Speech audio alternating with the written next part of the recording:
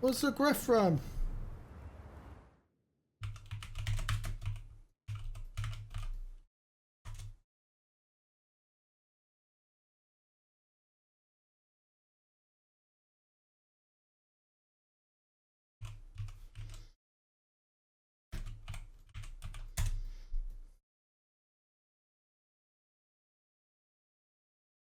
Grefram is an official province of the Empire.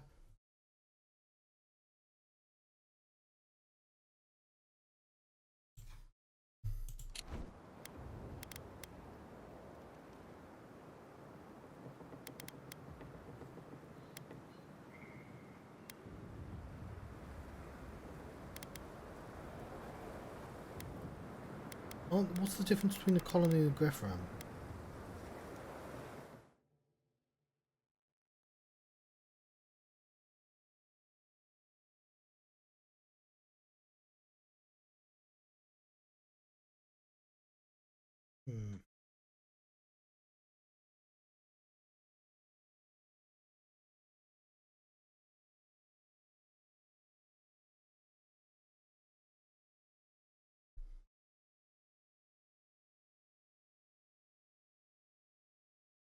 Why the fuck didn't they explain what a Grefram was? I'm looking it up.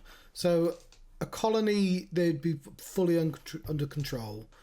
Whereas Grefram, they'd be like still a part of the Empire.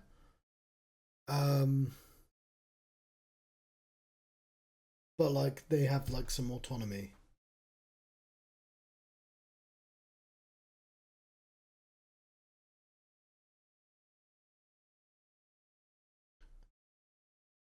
Right, let's fight for United Living Lands.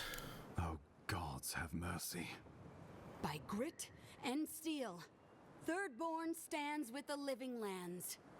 Fjord and her animancers stand with the Living Lands.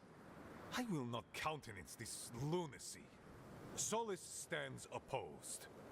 We deserve this opportunity. Thank you for believing in us. Fighting a battle together is easy. I just hope everyone's willing to stick it out when it comes to the politics. God, they made the right decision for once. Finally, some sense permeates the proceedings. On your head be the consequences. That leaves the matter of Lödwyn and the Steel Garrote. She will never surrender, Envoy. You must kill her, or we will lose Paradis, and eventually the island.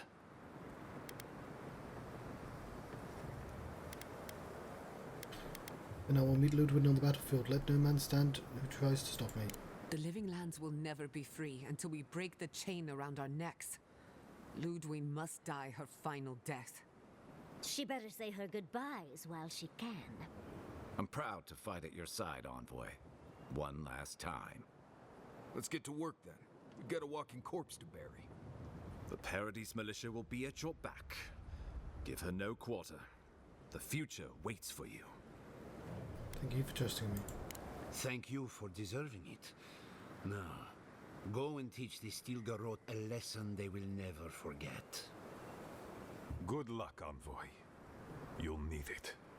We will send reinforcements to help you reclaim the Eastern Gate.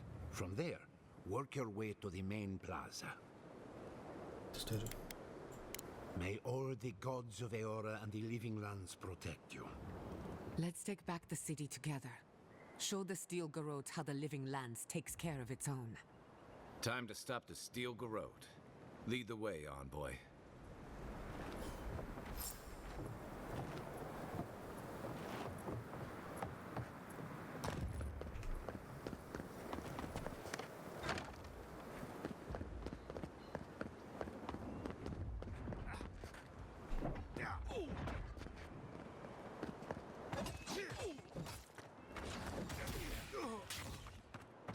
This one's mine. Look out! Behind you!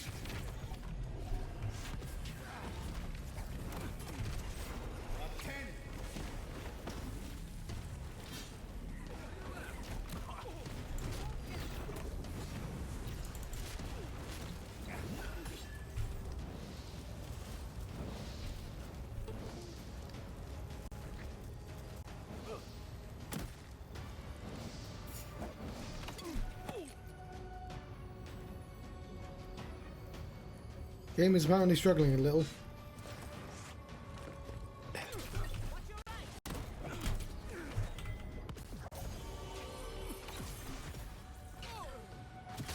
Oh, I forgot about that ability.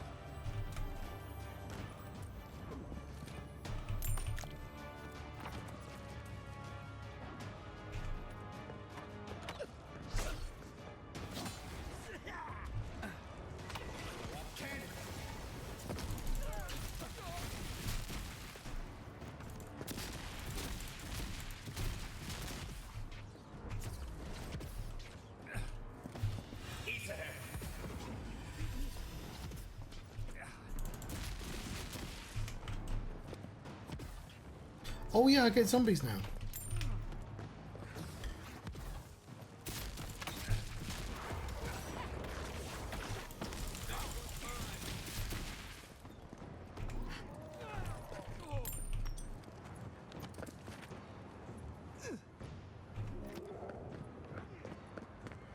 Stop fighting, Kai.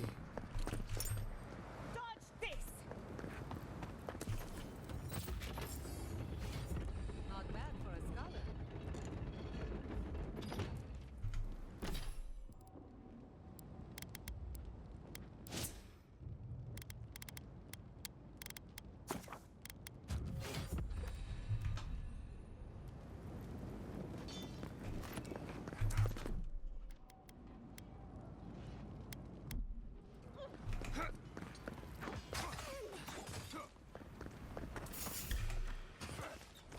Let's finish this.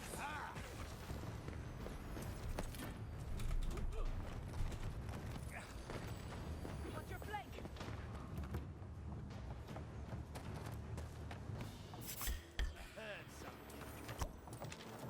On your right!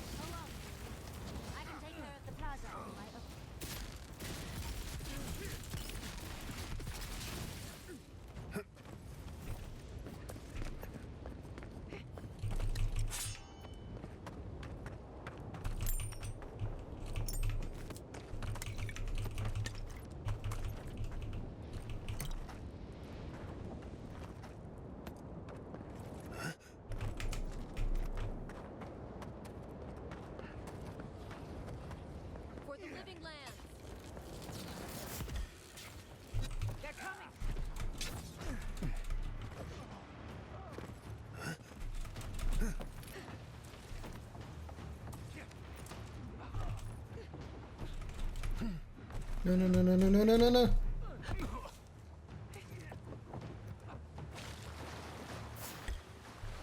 You're gonna regret this!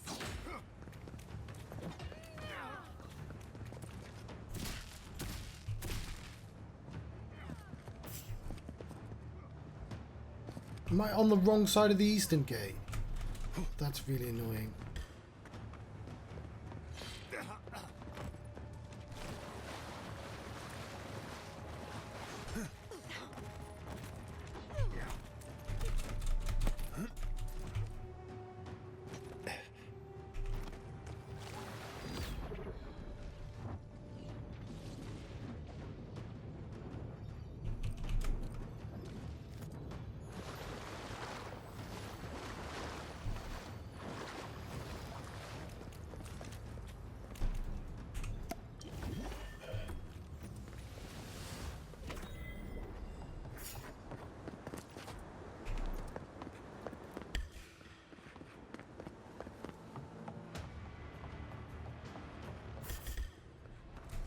Let's get them!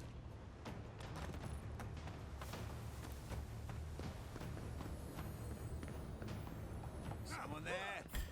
Ha!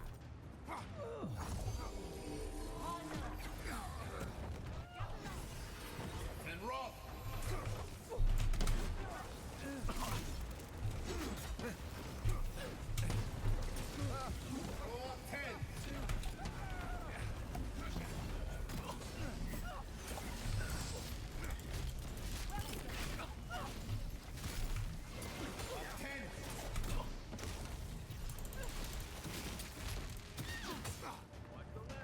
Should have killed you at the time, shouldn't I? I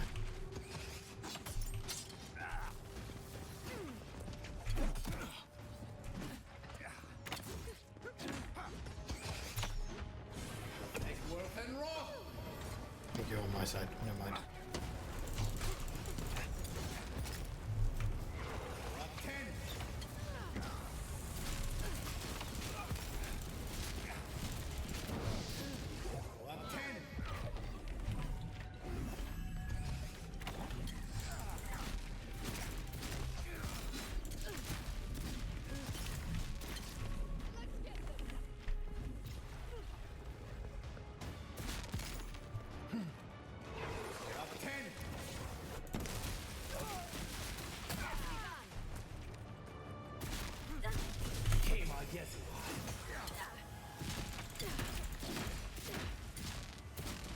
You okay?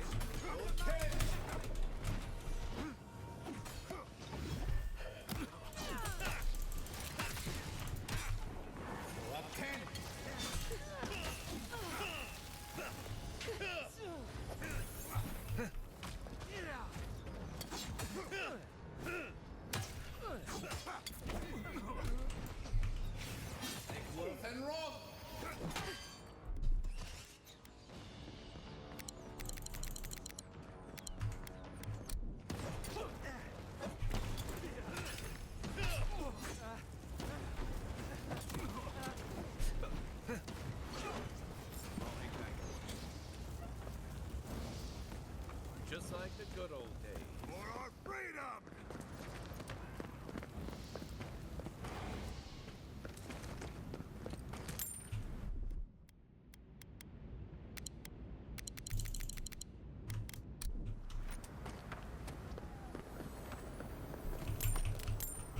Oh, the bear claws.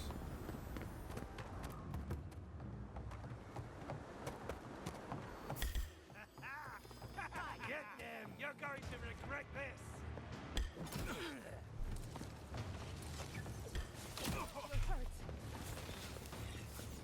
Coming from your right. Watch your back! Don't you die on me!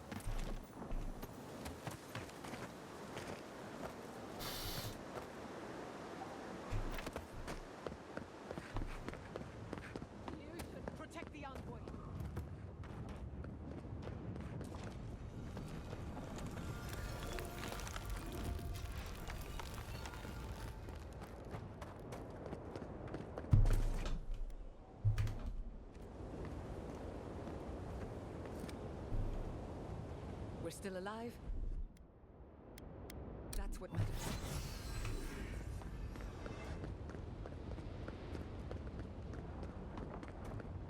There you are!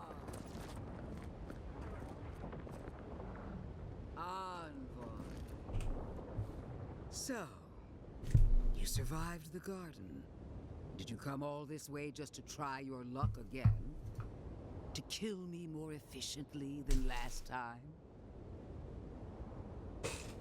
Died twice by my count. Maybe the third time's the charm. You'll get your chance. Then what are you waiting for? Look around, Envoy.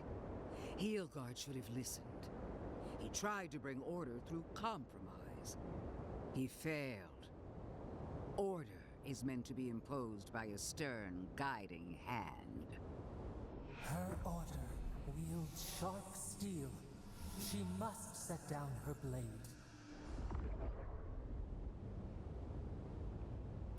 The living lands will unite and remain free. There's nothing you can do about it. You can tell Wodaka yourself once we've sent you back to the wheel.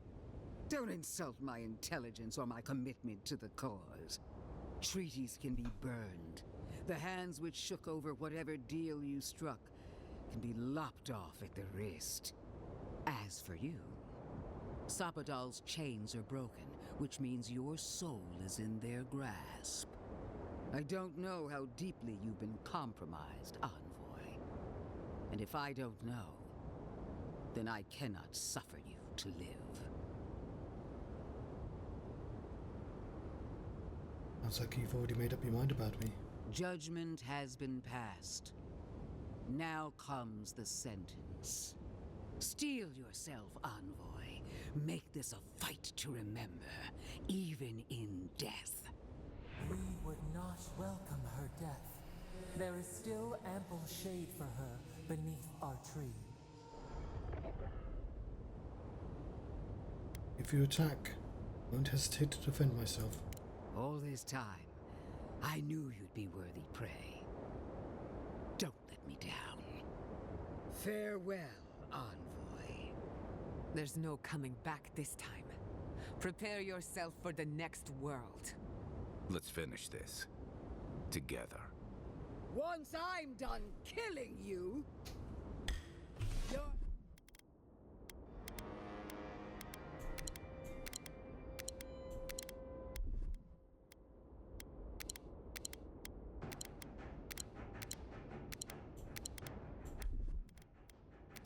Don't mind me just eating all of my food.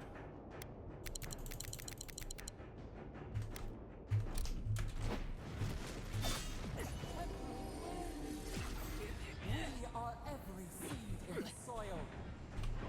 We will always grow.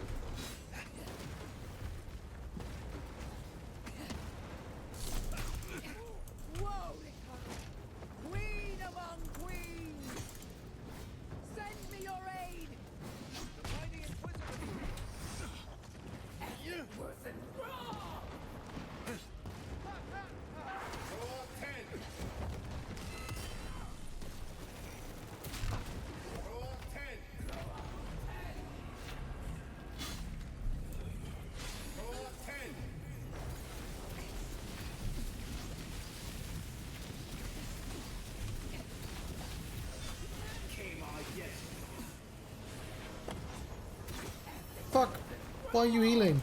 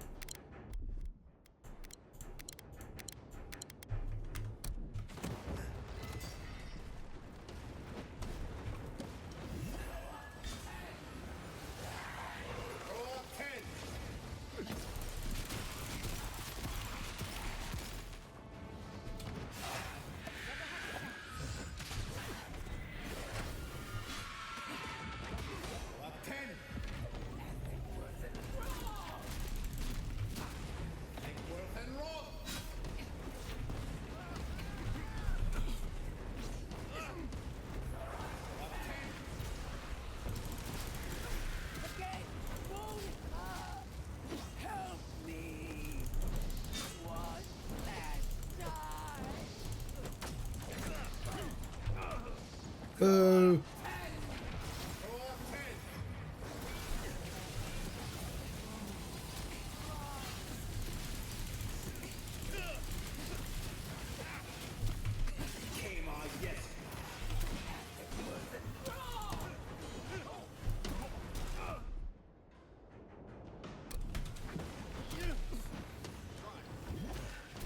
Calling axe.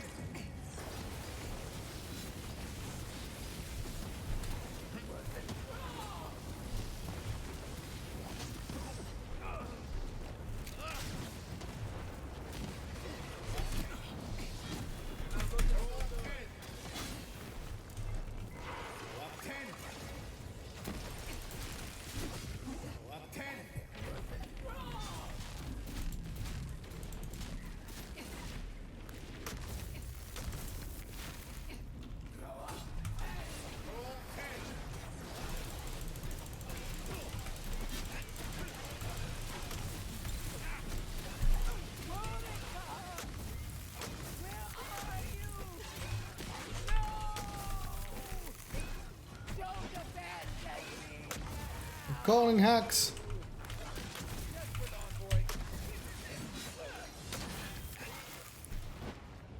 Fucking boo.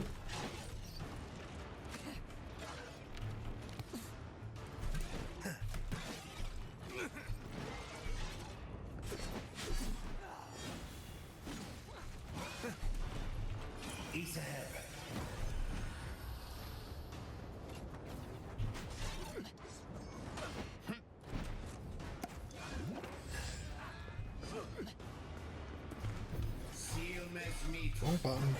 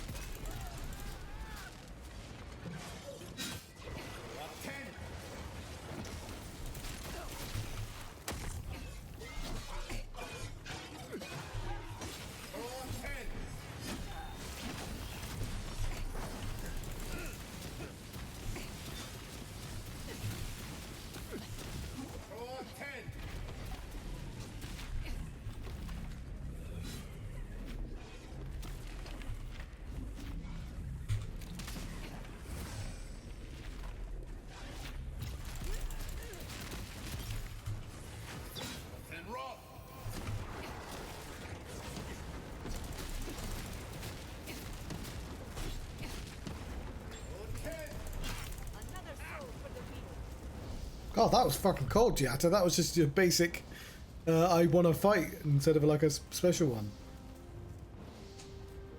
Okay, I like that fight a lot more than the normal ones. I was really like, oh shit, she just summoned the fucking golems. But no, they had really low health this time. Of course, we'd be happy to kill her again, if needed.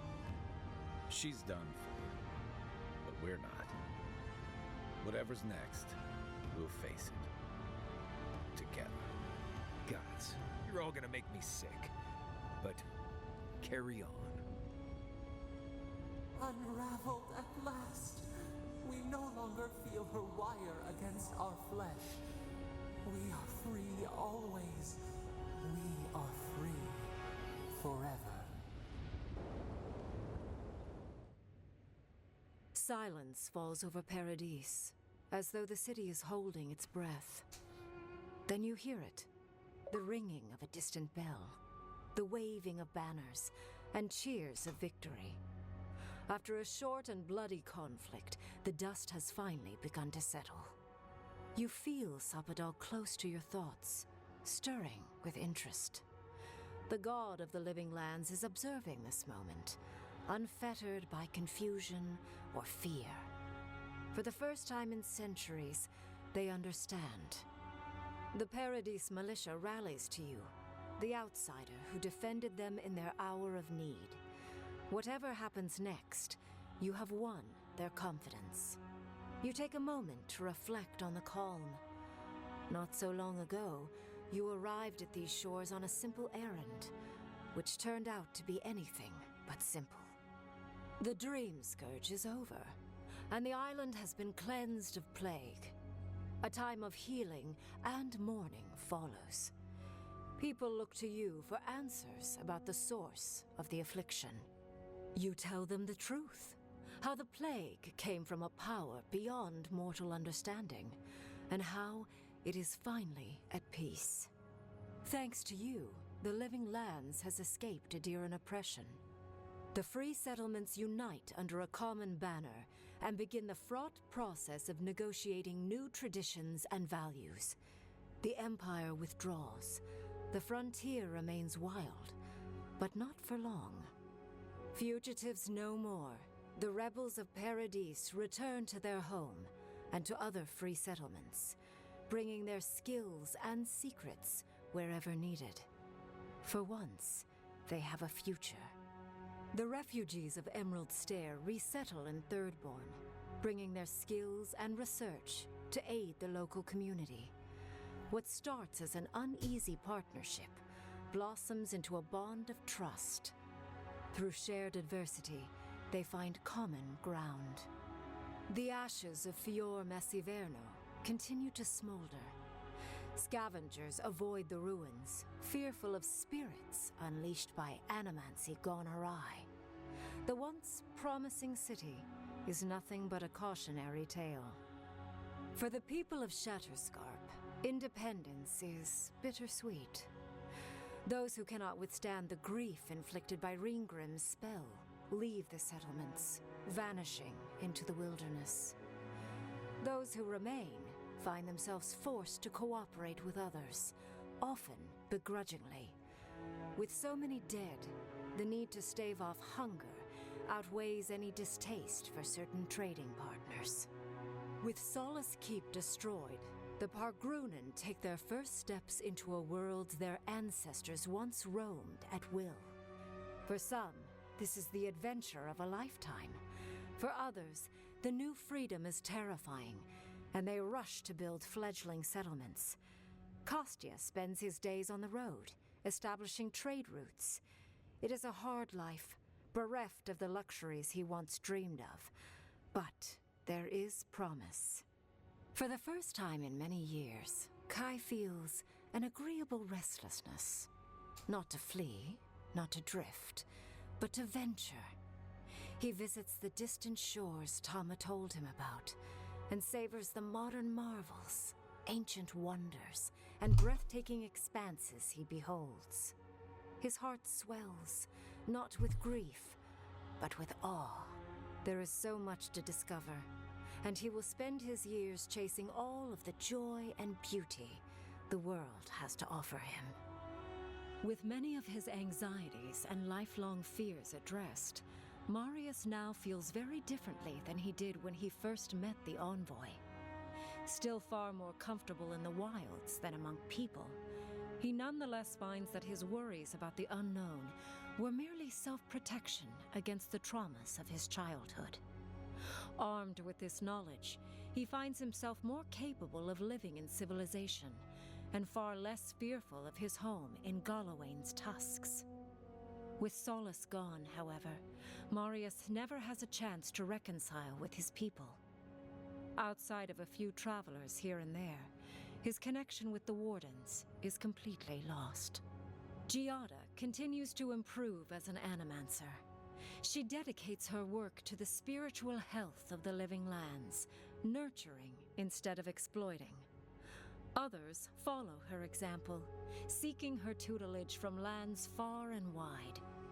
In the years to come, rumors spread of a secret society gathering in the wilderness, where animancers work in harmony with nature.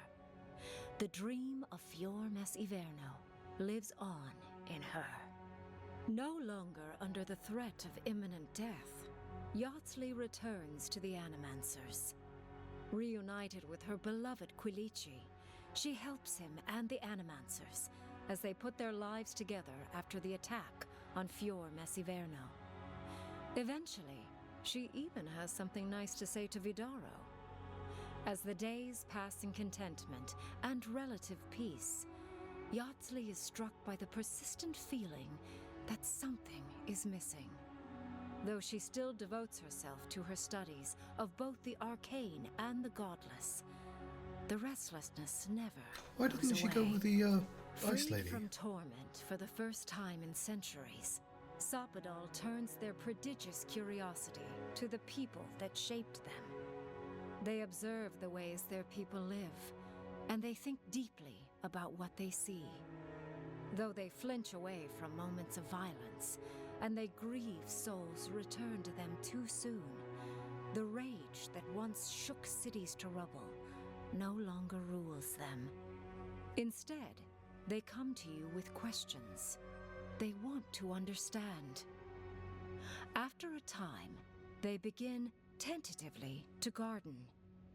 Where they can, they improve the lives of Kith, and the suffering that troubled them is reduced, if never fully eradicated. Their grief compels them to love, and they love unreservedly, with the power of a god. Sapadal pours a fragment of their power into the statue they claimed from the temple of Aethys. I remember that.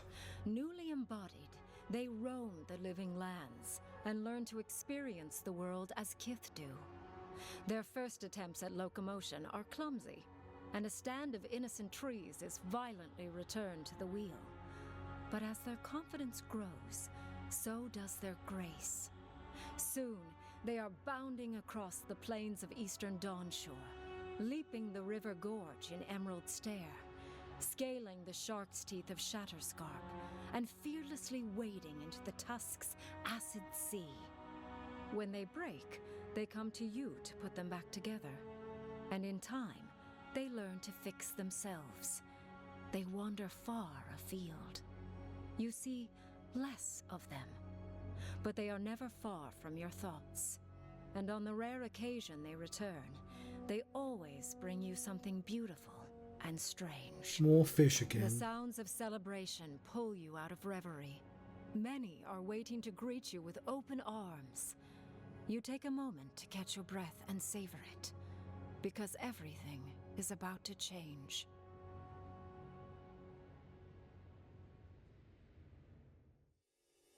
Cool. Right, I did it. Just in time. It's a shame I didn't get around to it a little earlier, because it means I'm going to have to pause Game Pass and not play Expedition 33, a game that everyone's been talking about. But I played this. I decided to do this because I wanted to finish what I started. And yeah, it seemed that I probably was supposed to blow up the temple rather than magically cut it off and accidentally kill a lot of people. But that's fine. We'll go with that. I think the whole point is to live with your consequences, right? And it was mostly a good ending. But yeah, enjoyed it well enough.